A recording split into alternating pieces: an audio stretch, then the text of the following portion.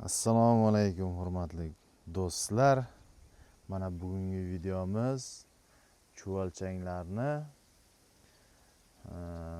sug'orish sistemasi haqida bo'ladi. Bugun sanamiz 2025-yil 7-mart sanasida sizlar bilan mana shunday videoda g'oyibona uchrashib turganimdan juda ham xursandman. Do'stlar, mana bizda sug'orish sistemamiz mana shunaqa. Mana bu joyimizni uzunligi bu tomondan mana bu yergacha 35 metrni tashkil qiladi. Orasi eni esa mana bundan mana bu yergacha. Bu reaktorlarimizni 340 ozroq katta bo'lgan. Shuning uchun 320 lar qilsangiz juda ham normal holatda bo'ladi. Mana bizda mana bu sug'orish sistemamizda 40 lik, mana sentralni turbasi 40 lik. Boshidan boshlab 40 lik. Mana shunday nimadan 35 mana 105 metr 40 lik turba ketgan mana shu joyimizga.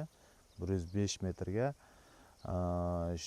nasosimiz yetyapti. Bizniki kilovatini aniq eslolmayman. Necha kilovatligini, lekin Shimji nomi kilovati 2.2 mi? 2 nima krelchatkali nasos. Mana bu 40 lik turba qo'yishimizning sababi esa mana e'tibor berib qarasalaringiz, boshida napor kuchli, oxiriga kelib mana napor kuchsiz bo'lib qoladi. Shuni evaziga qanchalik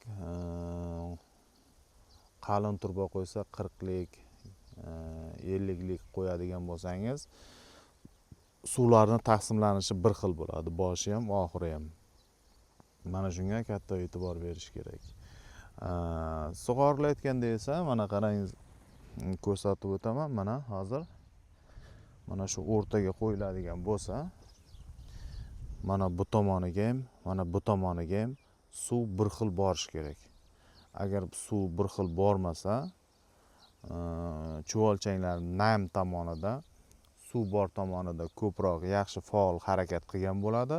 Agar suv yo'q tomoniga o'tib qoladigan bo'lsa, bularda harakatlanish juda ham sust bo'lib qoladi.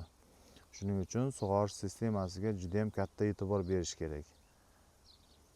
Mana e'tibor berib qarasangiz, mana shu yerga suv yaxshi bormay qolgan.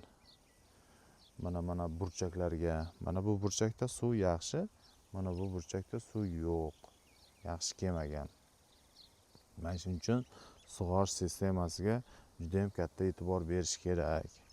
Mana yana bitta narsa, mana bu bilan buni orasi 1.50 bu tomonlari.